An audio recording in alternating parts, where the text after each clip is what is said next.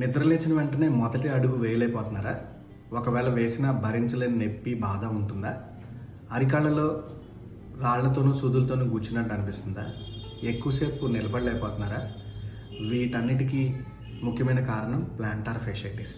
అరికాల నిర్మాణంలో heel bone అంటే మడం bone కింద నుంచి కాలి వేళ్ళకి వరకు ఒక మందపాటి పొర ఫేషియా ఉంటుంది.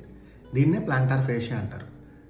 ఇది మనం నడిచినప్పుడు స్టెబిలిటీని, కుషన్ ఎఫెక్ట్ని, కాలికి ఆ షేప్ ఇవ్వడానికి ఉపయోగపడుతుంది. ఏదైనా కారణం చేత ఈ ఫేషియా లేదా పొర ఇన్ఫ్లమేషన్ కానీ, వాపు కానీ వస్తే దాన్ని ప్లాంటార్ ఫేషియాటిస్ అంటారు. దీనికి ట్రీట్మెంట్ కంపల్సరీ. ట్రీట్మెంట్తో పాటు మనం ఇంట్లో కొన్ని ఎక్సర్సైజ్ చేసుకుంటాం వల్ల దీన్ని నివారించవచ్చు, మళ్ళీ రాకుండా కూడా చేయొచ్చు.